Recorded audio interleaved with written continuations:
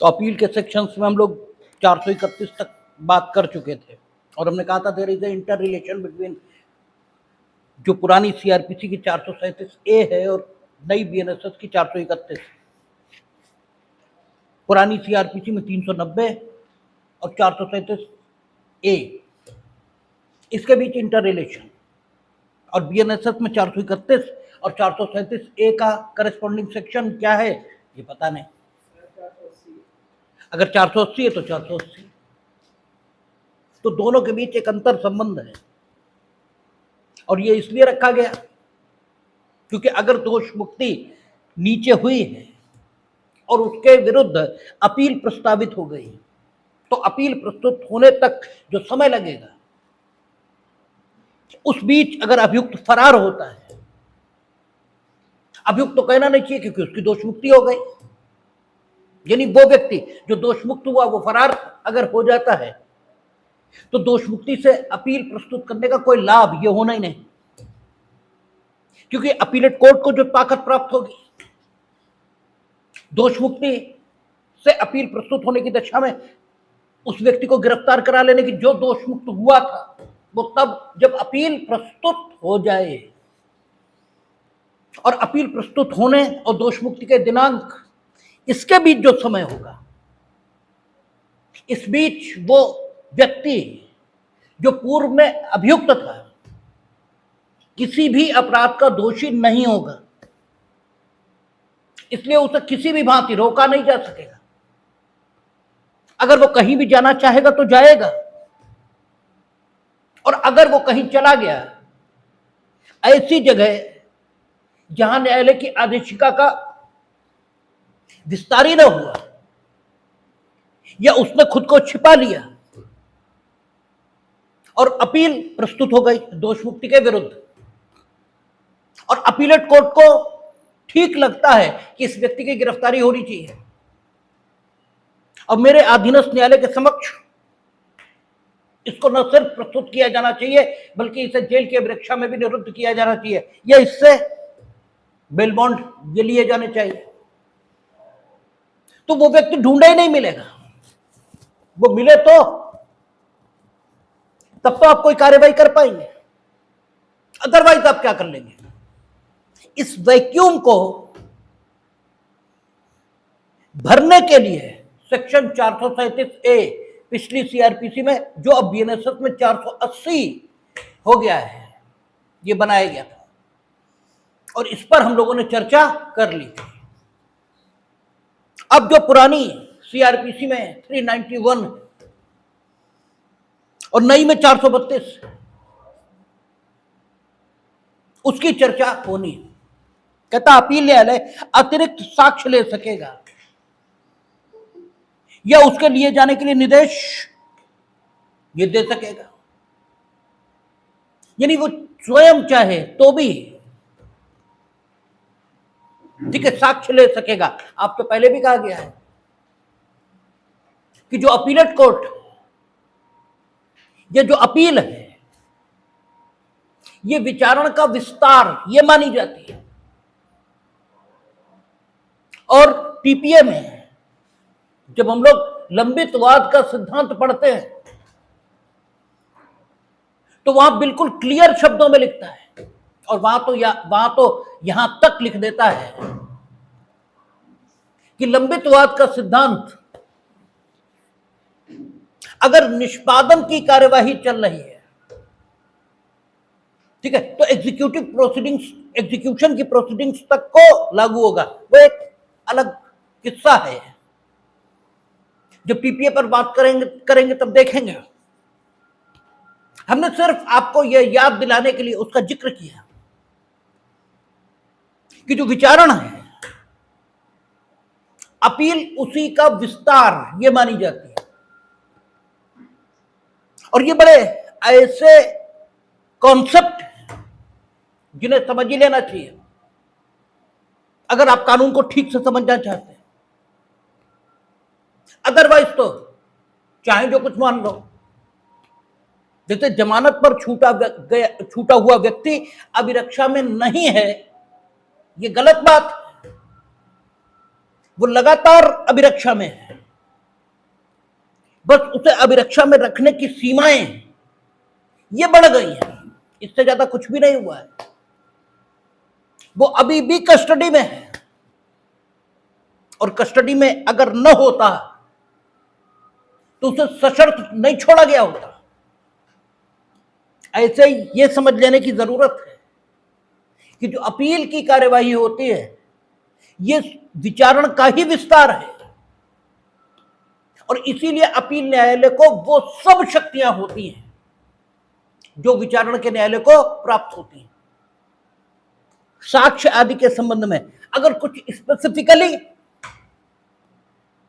विचारण न्यायालय तक सीमित रखा गया, जैसे 319 उसमें अन्य अभियुक्त जो कि उन लोगों के साथ विचारित होना चाहिए उसे आहूत करने की शक्ति, कुछ स्पेसिफिकली अगर सीमित किया गया है ट्रायल कोर्ट तक, उसकी बात अलग है। अदरवाइज जहां तक संभव होता है वहां तक विचारण न्यायालय को प्राप्त सभी शक्तियां अपीलेट कोर्ट को दी गई मानी जाती। वही सिद्धांत यहां है। साक्ष्य लेना ये विचारण न्यायालय का काम था, और यहां अपीलेट कोर्ट को साक्ष्य लेने की ताकत ये दी जा रही है। क्यों? पीछे हम कह के आए हैं कि क्या हो सकता है, अतिरिक्त जांच किए जाने का निर्देश यह दिया जा सकता है दोष मुक्ति के विरुद्ध अपील में। ऐसे आनुषंगिक आदेश किए जा सकते हैं जो जरूरी हो। वो सारी बातें तो होंगी। इन्हें अगर स्वयं लगता है कि कोई साक्ष्य लिया जाना चाहिए तो अपीलेट कोर्ट स्वयं भी साक्ष्य ले पाएगा। देखेंगे हम लोग, आगे आएगा।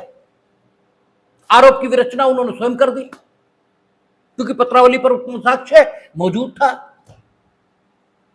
कि आरोप की विरचना होनी चाहिए थी, आपने की ही नहीं थी, तो आरोप की विरचना वो कर सकते हैं और स्वयं साक्ष्य फिर तो लेंगे ही लेंगे। ठीक है, तो कहता है इस अध्याय के अधीन किसी अपील पर विचार करने में, इस अध्याय के अधीन किसी भी अपील का विचार करने में,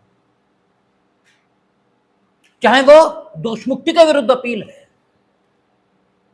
चाहे वो दंडादेश की अपर्याप्तता पर अपील है, चाहे दोष सिद्धि से अपील है, या ऐसे आदेशों से उद्भूत अपील है जो इस पूरी बीएनएसएस में अपील योग्य माने गए, उनकी चर्चा हम लोगों ने की थी और पिछले सीआरपीसी के सेक्शंस को कोड करते हुए की थी कि जैसे धारा 86 अपील योग्य आदेश, इसका पारित करना प्रावधानित करती है, और हम लोगों ने देखा था 340 के आदेश से अपील हो रही थी।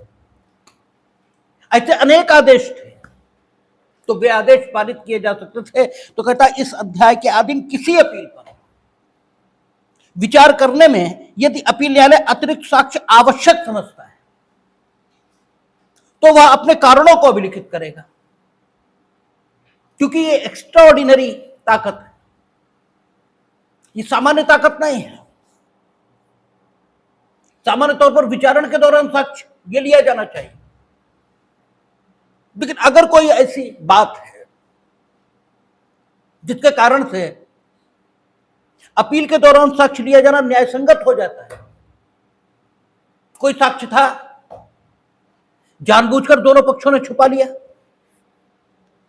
मामले के लिए, वो एक आवश्यक साक्ष्य था, न्यायालय भी कहीं उसमें या तो लापरवाही के कारण या किसी भी अन्य कारण दोषी कहना तो ठीक नहीं होगा, लेकिन फिर भी अपनी भूमिका का सम्यक निर्वहन करने में असफल दिखाई देता है,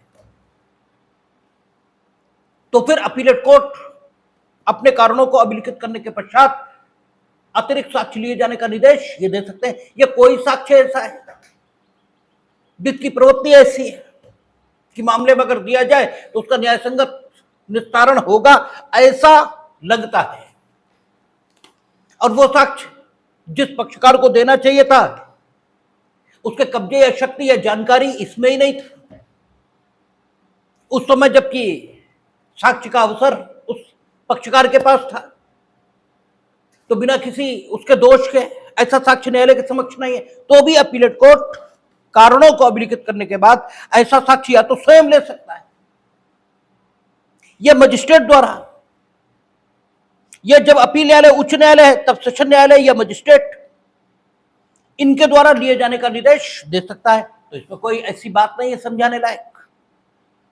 और जब अतिरिक्त साक्ष्य सेशन न्यायालय मजिस्ट्रेट द्वारा ले लिया जाता है तब ऐसा साक्ष्य प्रकटित करके प्रमाणित करके होना चाहिए। ठीक है, इधर देख लें। ठीक है, प्रमाणित करके अपील न्यायालय को भेजेगा और तब ऐसा न्यायालय अपील निपटाने के लिए अग्रसर होगा। इसके बाद कहता है अभियुक्त या उसके अधिवक्ता को उस समय उपस्थित होने का अधिकार होगा जब अतिरिक्त साक्ष्य लिया जाता है। तो पीछे भी कह के आए, जब साक्ष्य के अभिलेखन के संबंध में उपबंध हम लोगों ने पढ़े थे कि समस्त साक्ष्य का अभिलेखन या तो अधिवक्ता या उसके, ठीक है, यानी अभियुक्त या उसके अधिवक्ता की उपस्थिति में ही किया जाएगा। हाँ, ये जरूर नई बात आ गई थी कि श्रव्य दृश्य साधनों से भी इस प्रकार का अभिलेखन हो सकता है, लेकिन अभियुक्त या उसके अधिवक्ता की उपस्थिति में ही सारी चीजें होंगी। ठीक है, और कह रहा है इस धारा के अधीन साक्ष्य का लिया जाना अध्याय 25 के उपबंधों के अधीन होगा, मानो वह कोई जांच हो। ठीक है, तो अध्याय 25 जो साक्ष्य के अभिलेखन से संबंधित उपबंध है उन्हीं के अधीन ये साक्ष्य का अभिलेखन किया जाएगा। इसमें कोई ऐसी बातें नहीं है, आसान सा सेक्शन है कि रिकॉर्डिंग ऑफ एविडेंस उन्हीं प्रोविजंस के मुताबिक होती रहेगी जैसे एविडेंस की रिकॉर्डिंग के संबंध में पूर्व में उपबंध किए गए। कहता है जहां अपील न्यायालय के न्यायाधीश राय के रूप में समान रूप से विभाजित है वह प्रक्रिया, कहता है जब इस अध्याय के अधीन अपील उच्च न्यायालय द्वारा उसके न्यायाधीशों के न्यायपीठ के समक्ष सुनी जाती है। इसका मतलब सेशन कोर्ट से सेक्शन का कोई ताल्लुक नहीं है। जो अधीनस्थ अवर न्यायालय हैं, जो अधीनस्थ अपील न्यायालय हैं, अवर न्यायालय की, ठीक है, नहीं, अधीनस्थ अपील न्यायालय, उनसे इस सेक्शन का कोई ताल्लुक नहीं है। कहता है जब अपील न्यायालय उच्च न्यायालय, जब इस अध्याय के अधीन अपील उच्च न्यायालय द्वारा उसके न्यायाधीशों के न्यायपीठ के समक्ष सुनी जाती है और वे राय में समान रूप से विभाजित है, दो लोग सुन रहे एक एक, ठीक है, विभाजित हैं, एक एक तरफ है, एक एक तरफ। ज्यादा बड़ी पीठ ये सुन रही है लेकिन समान रूप में विभाजित है। एक तरफ जितनी संख्या है वो दूसरी तरफ भी उतनी ही संख्या है। तो तब अपील उनकी रायों के सहित न्यायालय के किसी अन्य न्यायाधीश के समक्ष रखी जाएगी और ऐसा न्यायाधीश ऐसी सुनवाई के पश्चात जैसी वह ठीक समझे अपनी राय देगा और निर्णय या आदेश ऐसी राय के अनुसार होगा, यानी इन जजों के मुताबिक नहीं, वो जो राय आ रही है। अगर ऐसे कहते हैं कि बहुमत के मुताबिक होगा तब भी बात बन गई, क्योंकि फिर बहुमत तो हो ही जाएगा। इस न्यायाधीश की राय एक तरफ तो होगी और राय जब समान रूप से विभाजित हैं सारे न्यायाधीश तो एक तरफ जैसे ही होगी वैसे वो न्यायाधीश बहुमत के, ठीक है, बहुमत में आ जाएंगे और उसके मुताबिक अपील का डिस्पोजल हो जाएगा। परंतु यदि न्यायपीठ गठित करने वाले न्यायाधीशों में से कोई एक न्यायाधीश या जहां अपील इस धारा के अधीन किसी अन्य न्यायाधीश के समक्ष रखी जाती है वहां वह न्यायाधीश अपेक्षा करे तो अपील न्यायाधीशों के बृहत्तर पीठ द्वारा पुनः सुनी जाएगी और विनिश्चित की जाएगी। यानी सामान्य नियम तो यही रहेगा कि उस न्यायाधीश की राय के मुताबिक अपील का डिस्पोजल हो जाएगा, लेकिन वो स्वयं या अन्य कोई न्यायाधीश यह अपेक्षा अगर करता है कि नहीं अपील ठीक है, ये राय आ गई इनकी, इसके मुताबिक हो सकता है, लेकिन अगर कोई न्यायाधीश ये अपेक्षा कर रहा है कि बृहत्तर पीठ द्वारा सुनी जानी चाहिए तो फिर बृहत्तर पीठ द्वारा सुनी जाएगी। क्योंकि अगर कोई न्यायाधीश ऐसी राय दे रहा है तो फालतू तो नहीं दे रहा होगा, कोई ना कोई कारण तो होगा ही उसका, और जब कारण होगा तो फिर न्याय किसी भी कीमत पर होना चाहिए, यही भाव है, इसलिए ऐसा होगा। कहता है कि अपील पर आदेशों और निर्णयों का अंतिम होना,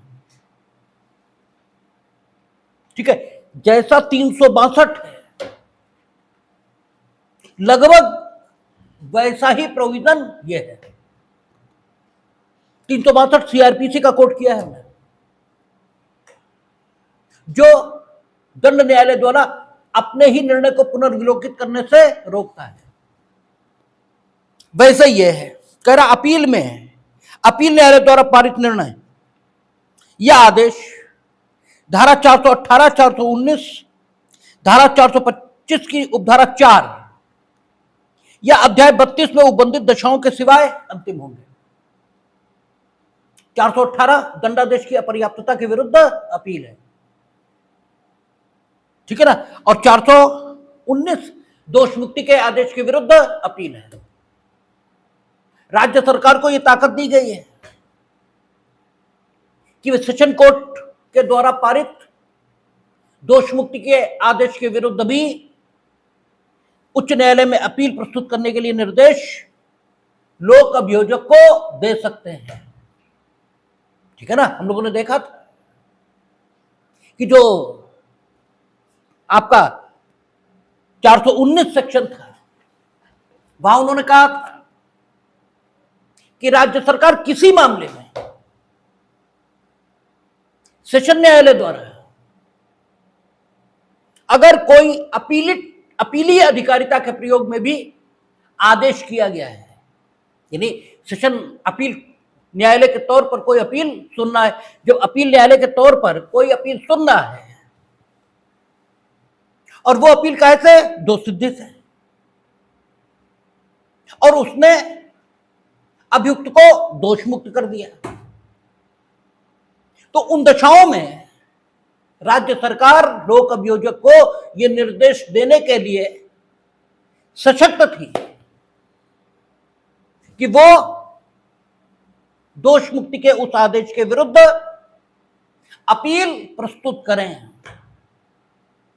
और अगर ऐसा होता है तो अगर यहां उस 418 और 419 का उल्लेख नहीं करेंगे तो फिर यह सेक्शन कहता है कि अपील इसके न्यायालय के, जिस न्यायालय ने अपील सुनी है उसने जो आदेश दिया है, अपील सुनते वक्त यानी अपील पर उसने जो आदेश दिया है वो अंतिम हो गया, और जब अंतिम हो गया तो उसके खिलाफ अपील तो अब जा ही नहीं सकती। रिवीजन भले ही चला जाए, रिवीजन जाएगा या नहीं जाएगा ये अगले चैप्टर की बात है, और मोटे मोटे में समझ लें कि जाएगा। इसलिए जाएगा क्योंकि अपील न्यायालय ने अगर दोष मुक्ति का आदेश पारित किया है तो वो अंतर्वर्ती आदेश की श्रेणी में नहीं है। और जो अगला चैप्टर हम लोग देखेंगे उसमें सिर्फ अंतर्वर्ती आदेश, इससे अपील का प्रस्तुत होना यह रोका गया है। अगर कभी अपील न्यायालय कोई आदेश पारित कर रहा है और वो अंतिम न्याय आदेश की सूरत में है तो फिर रिवीजन उस आदेश के विरुद्ध प्रस्तुत हो जाएगा, क्योंकि उस आदेश को अंतर्वर्ती नहीं कहा जा सकता। जब भी किसी आदेश का रिवीजन ये प्रस्तुत किया जाता है तो जांच का विषय सिर्फ एक बात होती है कि वो अंतर्वर्ती आदेश तो नहीं है, अंतर्वर्ती आदेश के अलावा वो आदेश मध्यवर्ती हो, अंतिम हो। रिवीजन उस आदेश के खिलाफ ये लाई करेगा और रिवीजन सुना जाएगा। जैसे जमानत का आदेश है, ये अंतर्वर्ती नहीं है लेकिन ये अंतिम भी नहीं है। जमानत का आदेश पारित हो गया तो आप दोष मुक्त नहीं हुए, लेकिन आप कारागार की अभिरक्षा इसमें भी नहीं रहेंगे। तो अंतर तो आया, लेकिन जमानत का आदेश ये अंतिम आदेश ये भी नहीं है और अंतर्वर्ती ये भी नहीं है। तो ऐसे आदेशों को हम क्या बोलते हैं? मध्यवर्ती। तो अगर नीचे जमानत मिली है और आप जमानत निरस्त कराना चाहते हो, ठीक है, जमानत निरस्त कराना चाहते हो, तो रिवीजन नहीं आएगा। इसलिए नहीं आएगा क्योंकि जब हम लोग जमानत के उपबंध पढ़ेंगे तो ये देखेंगे कि वहां न्यायालयों को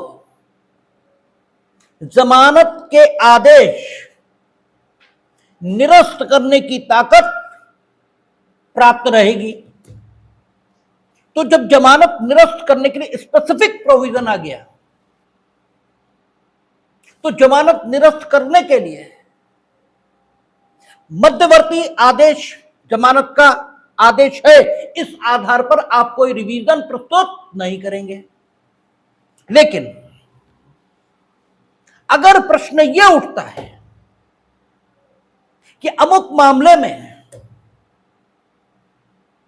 आपको किसी विशेष अवसर पर जमानत मांगने का हक था या नहीं था,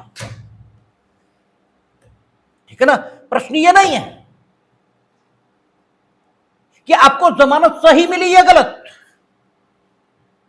हमारा यह कहना है कि आपको जमानत मांगने का ही हक नहीं है, ठीक है।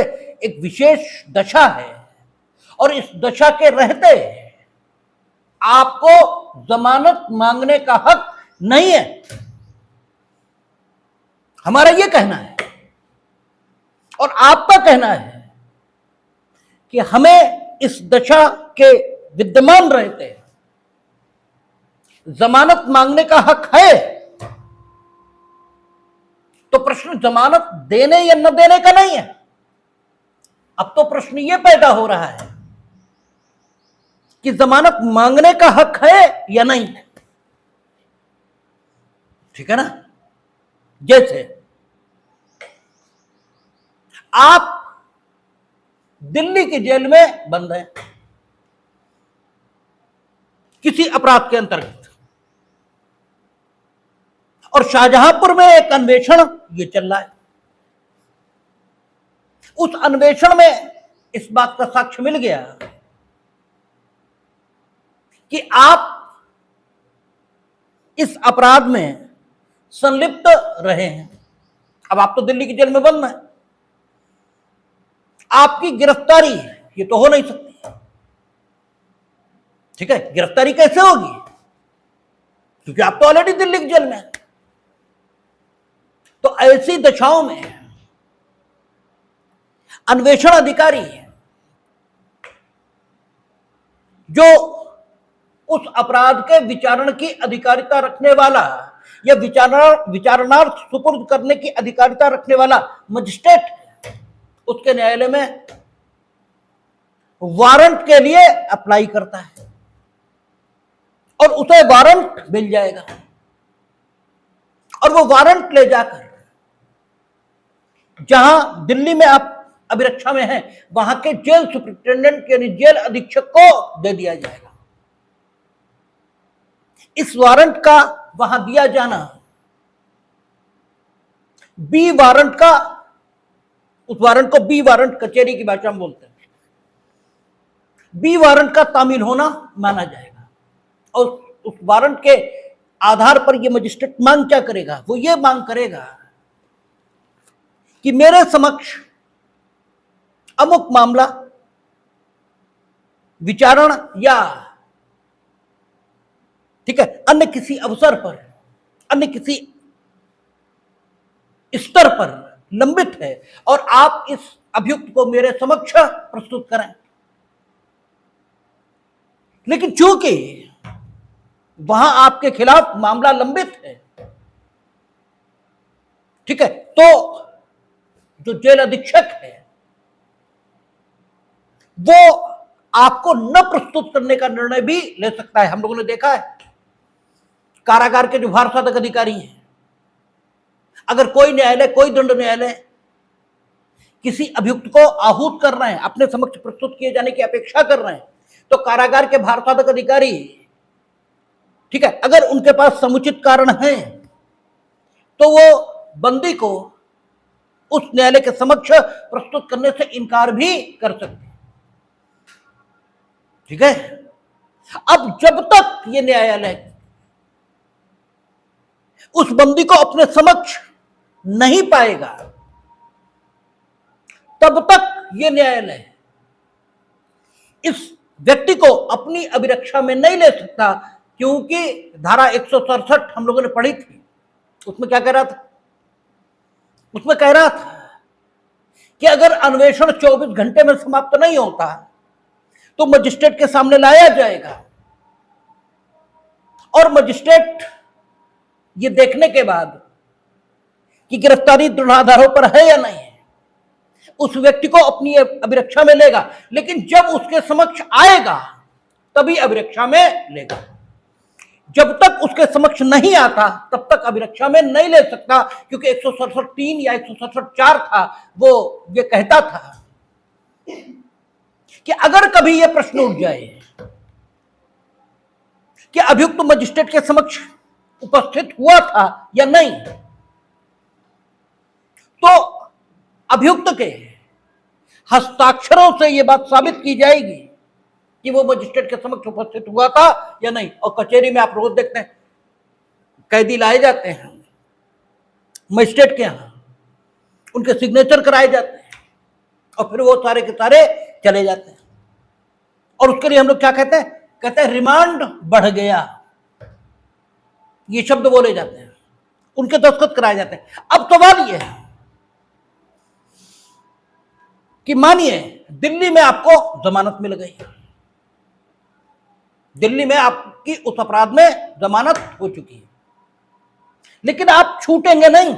इसलिए नहीं छूटेंगे क्योंकि यहां से वारंट तामील है, ठीक है, यहां से वारंट तामील है और यहां के न्यायालय ने कह रखा है कि मेरे समक्ष उपस्थित करें, इसलिए आप छूटेंगे नहीं और उस अपराध में आपकी जमानत हो गई। लेकिन विचारण वहां लंबित है, भी विचारण अपराध का लंबित है, और जो कारागार का भार साधक अधिकारी है वो ये कहेगा कि हम वहां इसलिए नहीं आपको ले जाएंगे क्योंकि आप वहां पहुंचेंगे और वो न्यायालय अपनी अभिरक्षा में ले लेगा, और हो सकता है आपको वहीं परिरुद्ध कर ले, तो यहां विचारण में दिक्कतें आएंगी। और विचारण जब तक चलेगा, ठीक है, तब तक आप यहीं रहेंगे।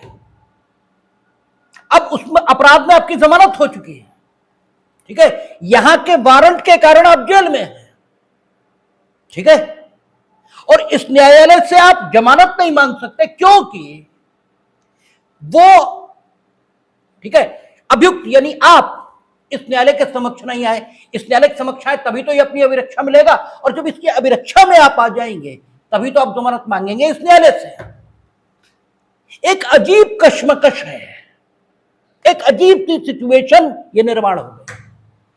वहां जमानत मिल गई है लेकिन यहां का वारंट तामील है, इसलिए आप छूट नहीं रहे,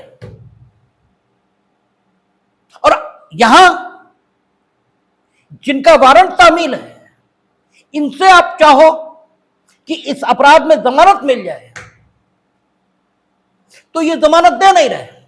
क्यों? इनके समक्ष आप लाए नहीं गए, और जब तक इनके समक्ष आप लाए नहीं गए तब तक इनकी अभिरक्षा में नहीं हो आप, ठीक है। जब इनके समक्ष लाए जाओगे तभी तो ये आपको अपनी अभिरक्षा में लेंगे। आप अपने आप इनके समक्ष आ नहीं सकते क्योंकि आप जेल में हो। कारागार अधीक्षक आपको ला नहीं रहा क्योंकि आपका विचारण चल रहा है। ठीक है, आप जमानत पर वहां छूट गए, फिर भी आप छूट नहीं रहे, यहां से आपको जमानत नहीं मिल रही, एक अजीब झंझट निर्माण हो गई। और इस झंझट से हम निकल, ठीक है, हमने फेस किया इस झंझट को, इसीलिए मैं मालूम, एक अजीब झंझट। और अगर कानून की दुनिया से अलग हटकर बताएं तो फिर बात यह होती, जेलर कहता है कि इतने रुपए दो, ठीक है, तब हम तुम्हें लेके चलेंगे, वहां नहीं लेके जाएंगे। वो कानून का दुरुपयोग करता है और वहां आप बंद रहोगे, आपकी जमानत हो चुकी है। यहां आपकी जमानत हुई नहीं, और यहां आप जमानत मांग नहीं सकते। क्यों? आप इनकी अभिरक्षा में नहीं, और आप छूट इसलिए नहीं रहे क्योंकि इन्हीं का वारंट तामील है, इन्हीं का वारंट तामील है।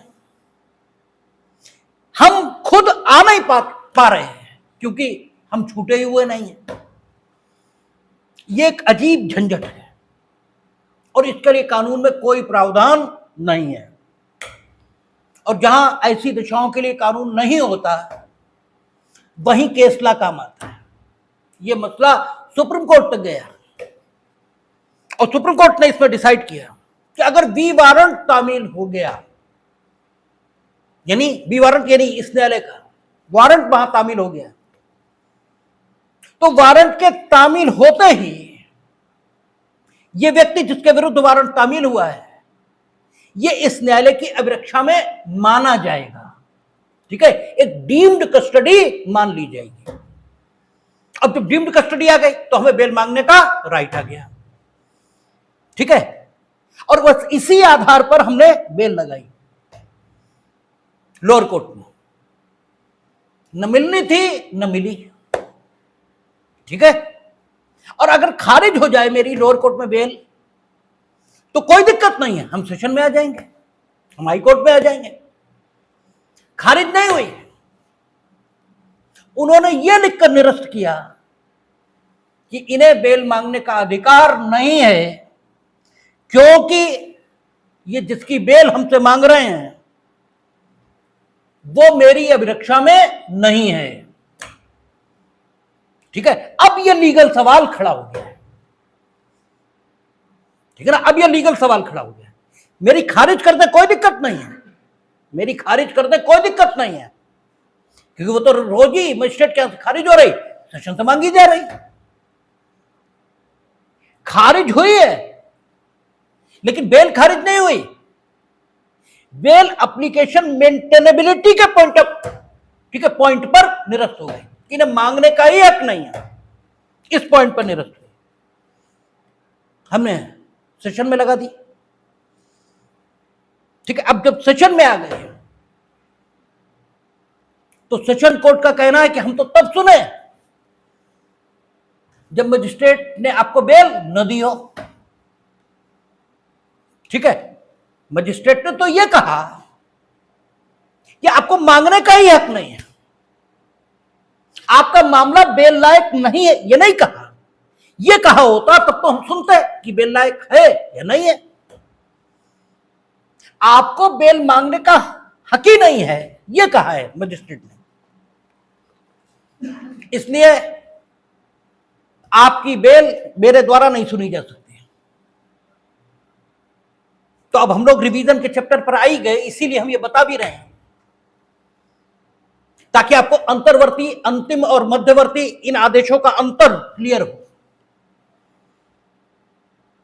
तो उनका कहना था कि बेल नहीं मिल सकती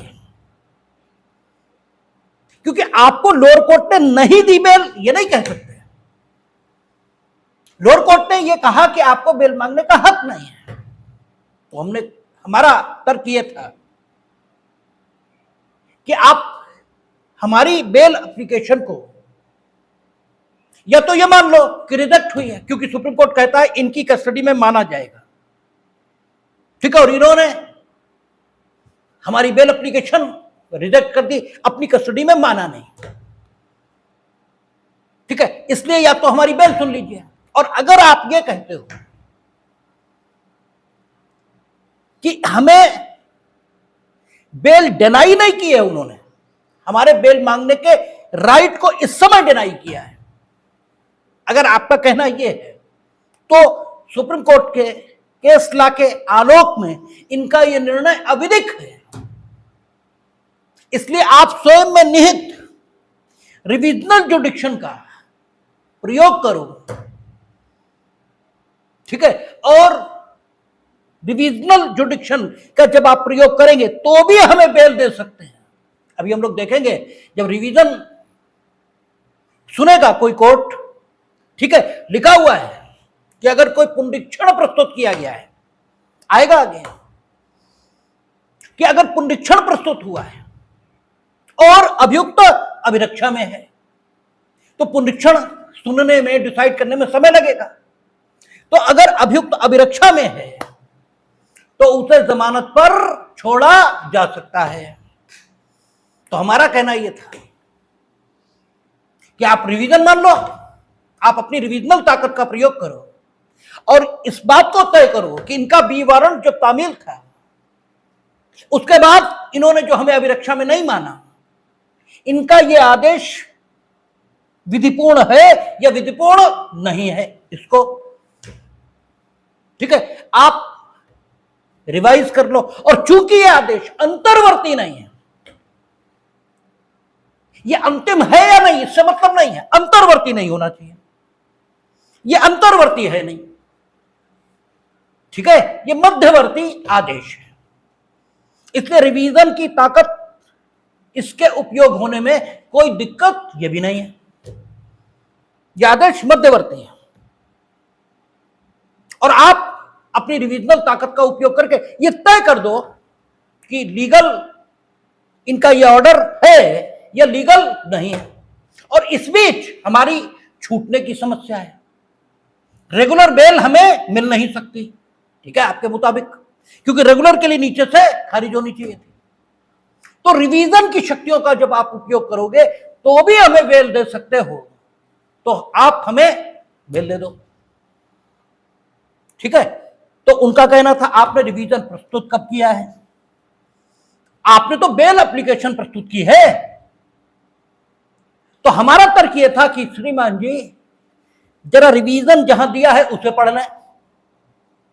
उसमें यह लिखा है कि अगर सेशन कोर्ट या उच्च न्यायालय को यह पता लगता है कि उसके अधीनस्थ न्यायालय द्वारा कोई कार्यवाही चलाई जा रही है जो इर्रेगुलर है, इलीगल है, ठीक है, या अशुद्ध है, तो वे अपनी पुनरीक्षण की शक्तियों का प्रयोग कर सकते हैं। इसके लिए फॉर्मल मेमो ऑफ रिवीजन हम प्रस्तुत करें, इसकी कोई जरूरत नहीं है। तो हमने ये बेल एप्लीकेशन प्रस्तुत की है, इसे ही आप रिवीजन मान लें, ठीक है, और हमारा डिसाइड कर दें। फिर क्या हुआ वो कैमरे पर नहीं बताया जा सकता, वो हम बताएंगे भी नहीं। जो हुआ हुआ। जो हम आपको इससे बताना चाहते हैं कि पुनरीक्षण, रिवीजन, ये सिर्फ अंतर्वर्ती आदेश के विरुद्ध नहीं होगा, और जो आदेश अंतर्वर्ती नहीं है उस हर आदेश के विरुद्ध रिवीजन होगा। अंतर्वर्ती किसे कहते हैं ये जब हम रिवीजन पर चर्चा शुरू करेंगे तब बात करेंगे, लेकिन वो आदेश जो अंतर्वर्ती नहीं है वो अंतिम है या अंतिम नहीं है इससे मतलब नहीं होता, अंतर्वर्ती नहीं होना चाहिए। और अपील और रिवीजन के बीच जो मुख्य अंतर है, क्योंकि अब आने ही वाला है इसलिए चर्चा कर लेते हैं, वो इस बिंदु पर भी है कि अपील ये आपका अधिकार है, रिवीजन आपका अधिकार नहीं है। रिवीजन न्यायालय की वैवेकीय शक्ति है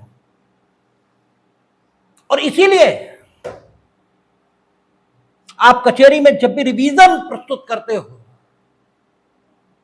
तो आपको एडमिशन पर सुनाना होता है, कि आपको रिवीजन प्रस्तुत करने की अनुमति क्यों दी जाए।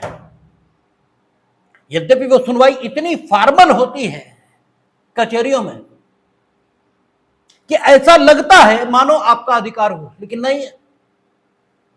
अगर एडमिशन पर आप उपस्थित नहीं हो तो रिवीजन एडमिट नहीं होगा,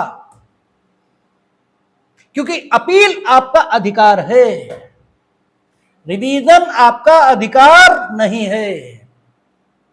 ठीक है ना, ये उसके मुख्य अंतर है। शेष अंतरों पर बात करेंगे हम लोग। तो कहता है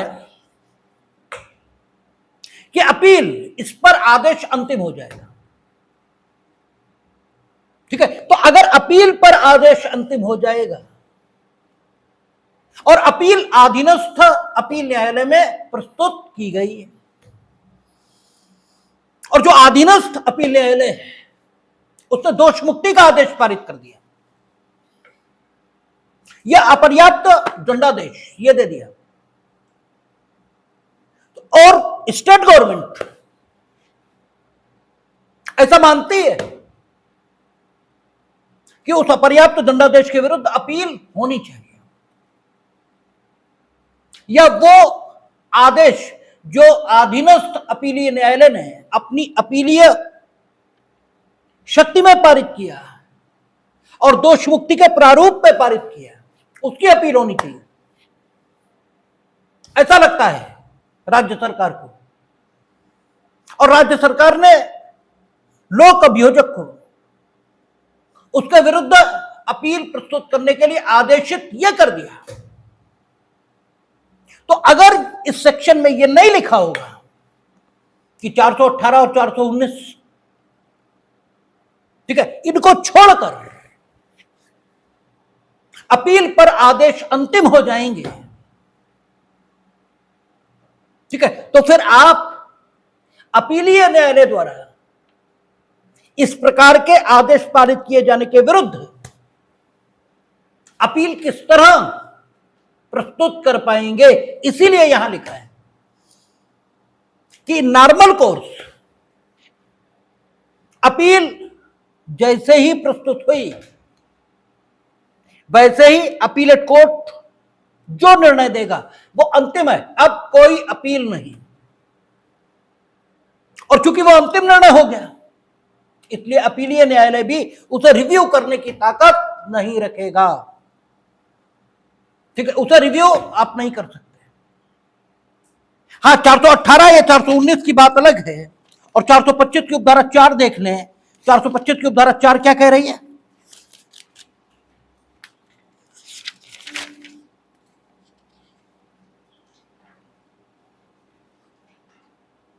अच्छा, उपधारा 4 में उसने कहा था ना कि अगर जेल अपील गई है और आपने समरली रिजेक्ट कर दी, ठीक है ना, तो जो अपीलेट कोर्ट है वो अगर रेगुलर अपील प्रस्तुत होती है उसके निकट के व्यक्तियों द्वारा, ठीक है, तो अगर उचित समझेगा तो उस अपील को सुन लेगा जो रेगुलरली प्रस्तुत की जाएगी, तो वो होनी भी चाहिए। वो भी अगर यहां नहीं लिखेंगे तो उस सेक्शन का कोई लाभ नहीं मिलेगा। और यह अध्याय 32 में उपबंधित दशाओं के सिवाय, अध्याय 32 क्या कह रहा है?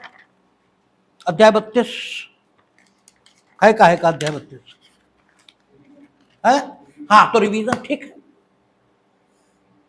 कहता है कि यह अध्याय 32 में उपबंधित दशाओं के सिवाय अंतिम होंगे। अपील में जो निर्णय पारित किया जाएगा वो अंतिम है ना, ठीक है। रिवीजन किसका बना है? अंतर्वर्ती का, ठीक है ना। रिवीजन किसका बना है? अंतर्वर्ती का। तो अब अगर अपील में कोई निर्णय पारित हुआ तो उसका पुनरीक्षण ये तो हो सकेगा। अपील पर जो निर्णय पारित होंगे वे अंतिम हो गए, ठीक है ना। लेकिन अपील पर जो निर्णय पारित किए गए अगर वो अंतिम हुए तो अंतिम आदेश का रिवीजन ये होगा। ये तो हम कह ही रहे हैं, हम ये कह रहे हैं कि अंतर्वर्ती को छोड़कर बाकी सारे आदेशों के होंगे, ठीक है ना। तो वो भी यहां लिखना जरूरी है। तो जो जरूरी है उसे छोड़कर अपील न्यायालय जो भी निर्णय पारित करेगा वो अपील में अंतिम माना जाएगा, अर्थात उसके बाद कोई अपील नहीं होगी। ठीक है, कहता है परंतु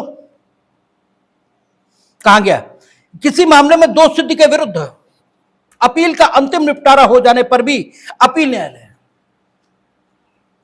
धारा 419 के अधीन दोष मुक्ति के विरुद्ध उसी मामले से पैदा होने वाली अपील अथवा धारा 418 के अधीन दंडादेश में वृद्धि के लिए उसी मामले से पैदा होने वाली अपील को सुन सकता है और गुणागुण के आधार पर उसका निपटारा कर सकता है। तो वो तो बात ठीक है, 5 या 6 अभियुक्त थे, 3 को दोष सिद्ध किया, 3 को दोष मुक्त कर दिया, तो मामला तो वही है, मामला तो सेम है, 3 दोष मुक्त हुए, 3 दोष सिद्ध हो गए। जो दोष सिद्ध हुए उन्होंने अपनी दोष सिद्धि के विरुद्ध अपील प्रस्तुत की और जो दोष मुक्त हुए उनके विरुद्ध स्टेट या कंप्लेनेंट वो आया। 6 लोग दोष सिद्ध हुए,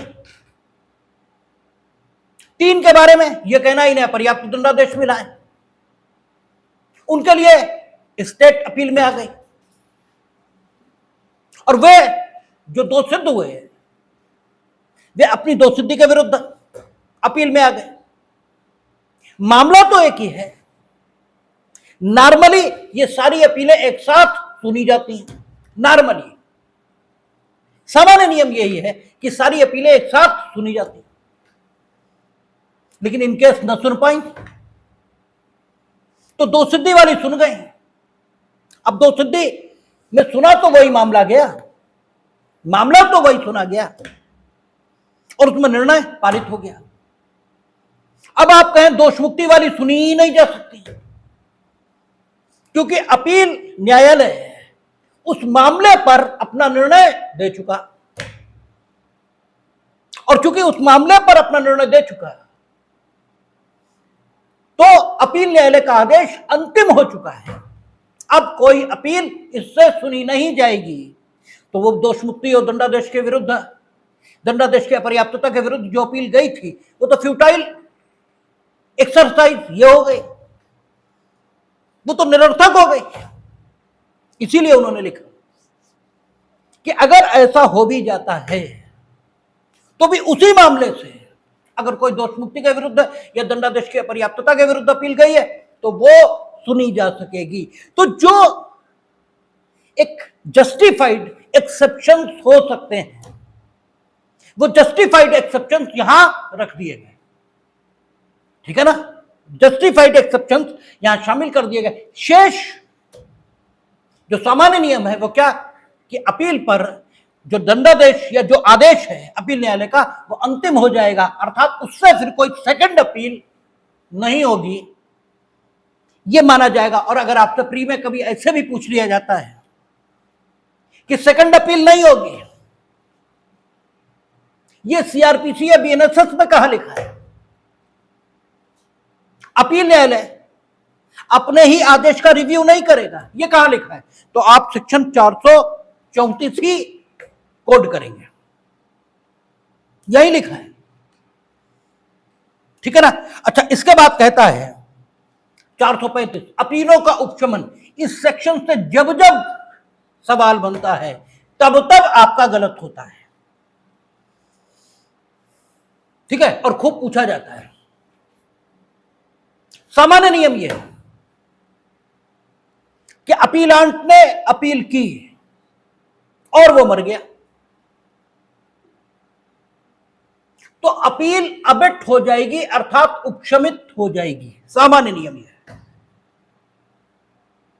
लेकिन अगर अपील जुर्माने के दंडादेश के विरुद्ध है तो सामान्य नियम यह है कि जो अपीलांट था वो जिंदा रहे या मर जाए, अपील उपशमित नहीं होगी, ठीक है, क्योंकि अपील अगर उपशमित मान ली गई तो जुर्माने का दंडादेश बहाल रहेगा, ठीक है, क्योंकि जुर्माना नीचे से हुआ है ना, और अपील अबेट हो गई अब हो जाना मीनिंग देर भाई निर्णय के बिना खत्म हो जाना, अपील उपशमित हो गई। तो अब जुर्माना जस्टिफाइड लगा या अनजस्टिफाइड लगा, ये तय नहीं हो सकता। और जब ये तय नहीं हो सकता तो नीचे जस्टिफाइड लगा, यही माना जाएगा, क्योंकि नीचे के न्यायालय ने अन्याय किया, ये तो नहीं माना जाएगा। और जब अन्याय नहीं किया और व्यक्ति मर गया तो जुर्माना वसूलने के जो सेक्शन सीआरपीसी में 421 में थे अब आएंगे, उनके मुताबिक जुर्माना उसकी जो संपत्ति होगी, ठीक है, उसके जो असेट्स होंगे उन पर भार हो जाएगा और जुर्माना उसकी संपदा से वसूला जाएगा, ठीक है। और उसके मरते ही उसकी संपदा किसकी हो गई? उत्तराधिकारी हो गई। यानी अब जो व्यक्ति प्रभावित होगा, जुर्माना अगर अनजस्टिफाइड वसूला गया तो वो कौन होंगे? उसके उत्तराधिकारी। और उत्तराधिकारी एकदम निर्दोष है, तो फैसला होना जरूरी है कि जुर्माना वसूला जाना चाहिए या नहीं। इसलिए भले ही जुर्माने का दंडादेश होने की दशा में अपीलांट मर जाए, लेकिन सामान्य नियम यह है अपील उपशमित नहीं होगी, ठीक है। अब एक और स्थिति हो सकती है, जो दंडादेश है जो जुर्माने का भी है और कारावास का भी है, जो कि सामान्यता होता है, तो भी अपीलांट के मरने से अपील उपशमित नहीं होगी, क्योंकि ऐसा नहीं हो सकता कि दंडादेश कारावास के संबंध में उपशमित हुआ मान लिया जाए और जुर्माने के संबंध में उपशमित हुआ न माना जाए, यह भी नहीं हो सकता, ठीक है ना भाई। अपील तो पूरी की पूरी है ना, ये तो पूरी उपशमित होगी या पूरी नहीं होगी, तो भी अपील बनी रहेगी, ठीक है। हां, अगर दोष मुक्ति की अपील थी, ठीक है ना, दोष मुक्ति या दंडादेश की अपर्याप्तता इसके संबंध में अपील गई थी, तो अपील प्रत्येक दशा में उपशमित मानी ही जाएगी, ठीक है ना। तब अपीलांट वो व्यक्ति नहीं होगा, तो वो व्यक्ति कौन होगा? प्रत्यर्थी, रेस्पोंडेंट, ठीक है, क्योंकि उसकी दोष मुक्ति के विरुद्ध गई ना, और वही मर गया। स्टेट तो मर ही नहीं सकती, ठीक है ना, स्टेट तो मर ही नहीं सकती, वो मर गया। तो अगर दोष सिद्धि हो भी गई या कोई अन्य निर्णय पारित हो गया जो दोष मुक्ति के विरुद्ध अपील में पारित हो सकता है, तो उसका क्रियान्वयन किसके विरुद्ध होगा? क्योंकि वो तो मर गया जिसके विरुद्ध आपने फाइल की थी, तो अपील हर दशा में उपशमित होगी। अब एक और बात, कंप्लेनेंट ने अपील फाइल की थी दोष मुक्ति के विरुद्ध, स्टेट नहीं गई थी, जिसके विरुद्ध फाइल की थी वो जिंदा है, कंप्लेनेंट मर गया, स्टेट ने फाइल नहीं की थी, कंप्लेनेंट मर गया, तो क्या दशा बननी चाहिए? तो स्टेट कंप्लेनेंट की जगह आ जाएगी और फिर वो अपील डिसाइड होगी, ठीक है ना। जुर्माना नहीं है, यह जुर्माना है, और वो व्यक्ति जिसने अपील फाइल की थी वो कौन है? दोष सिद्ध व्यक्ति, यानी उसने अपनी दोष सिद्धि के विरुद्ध अपील प्रस्तुत की थी और वो मर गया। तो सामान्य नियम यह है कि अपील उपशमित होगी, क्योंकि दोष सिद्धि के विरुद्ध उसने प्रस्तुत की थी, वो खुद ही मर गया, ठीक है। तो अब निर्णय क्या होगा अपील में, इससे कोई लेना देना नहीं, भाई वो व्यक्ति ही मर गया, लेकिन उसकी मृत्यु से सारी बातें खत्म हो गई तो कोई बात नहीं। लेकिन अगर सारी बातें खत्म नहीं हुई, यानी कुछ बातें हैं जिन पर अगर इसकी दोष सिद्धि कायम रही तो प्रभाव पड़ जाएगा, तो ये अपील जो इसने अपनी दोषसिद्धि के विरुद्ध प्रस्तुत की थी, इसकी मृत्यु पर उपशमित तो होगी, किंतु इसकी मृत्यु से 30 दिन के भीतर इसके नियर रिलेटिव जिनका संबंध इससे यहां दिया गया है, वो न्यायालय की अनुमति अगर ले लेते हैं तो अपील चलती रहेगी। ऐसा नियम क्यों बनाया गया?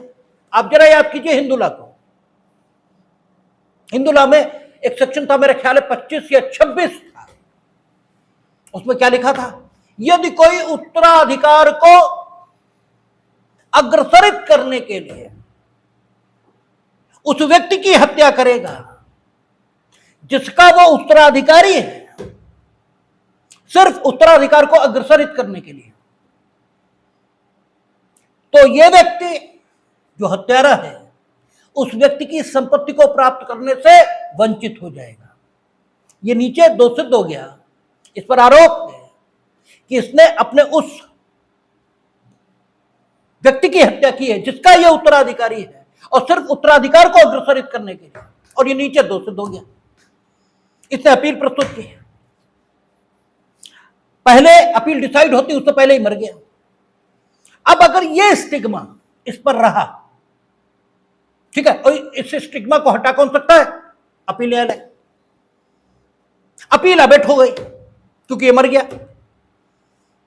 और ये स्टिग्मा ऐसे का ऐसे ही रहेगा, तो मृतक व्यक्ति की संपत्ति में इसे हिस्सा नहीं मिलेगा।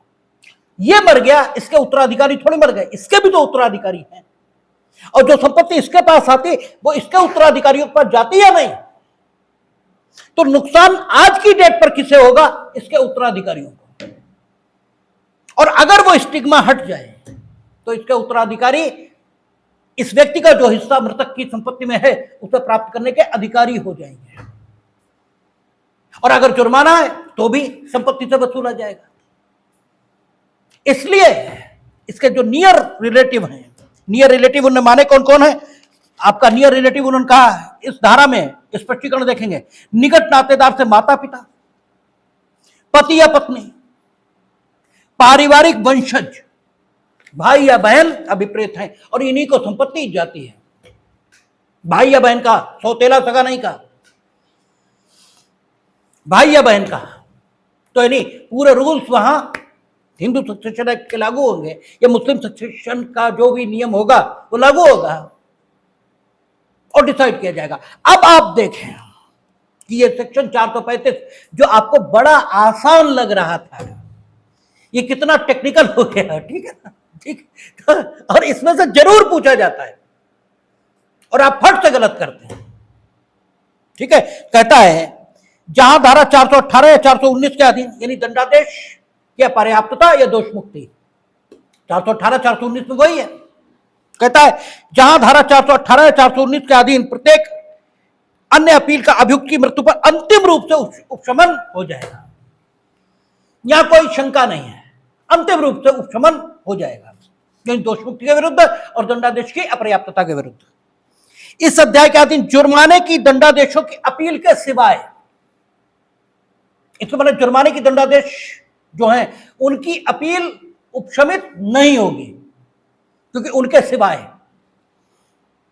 प्रत्येक अन्य अपील की का अपीलार्थी की मृत्यु पर अंतिम रूप से उपशमन हो जाएगा। किंतु परंतु जहां अपील दोषसिद्धि और मृत्यु के या कारावास के दंडादेश के विरुद्ध है और अपील के लंबित रहने के दौरान अपीलार्थी की मृत्यु हो जाती है, वहां उसका कोई भी निकट नातेदार अपीलार्थी की मृत्यु के 30 दिन के अंदर अपील जारी रखने की इजाजत के लिए अपील न्यायालय में आवेदन कर सकता है, और यदि इजाजत दे दी जाती है तो अपील का उपशमन नहीं होगा। ठीक है, इसे बनाने के पीछे जो कारण है वो आपके सामने रखे गए। अब बस एक बात कि अपील में आपको राज्य की सहायता पर वकील दिया जा सकता है या नहीं, इसकी चर्चा हम लोग पीछे भी कर चुके, जब हम लोग 300 से 327 के बीच के जो प्रोविजन सीआरपीसी में हुआ करते थे वो प्रोविजन बीएनएसएस में पढ़ रहे थे, और आपसे कहा गया था कि यद्यपि अभी तक जो कानून है उसमें अपील के समय अपीलार्थी को सरकारी सहायता पर वकील उपलब्ध कराने के लिए कोई प्रावधान निर्मित नहीं हुआ, इसमें भी नहीं हुआ।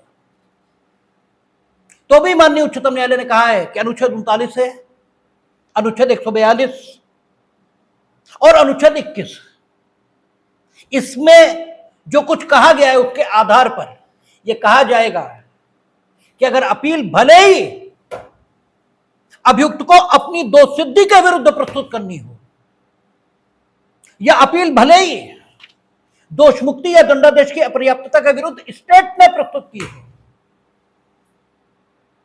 और उसे बचाव करना हो, तो भी सरकारी सहायता पर अभियुक्त को या अपीलार्थी या प्रत्यर्थी को जो वकील है वो दिया जाना न्याय संगत है। क्योंकि अपील में जो सवाल उठेंगे, जो जिस ढंग से एप्रिसिएशन ऑफ द एविडेंस होगा, वो एक सामान्य व्यक्ति के बस की बात नहीं है। तो यद्यपि प्रावधान कोई नहीं है, लेकिन फिर भी ये माना गया है कि सरकारी खर्चे पर अधिवक्ता प्राप्त करने का हक होगा। ये अपील के प्रोविजन खत्म। कल से हम लोग पुनरीक्षण पर बात करेंगे, देखें।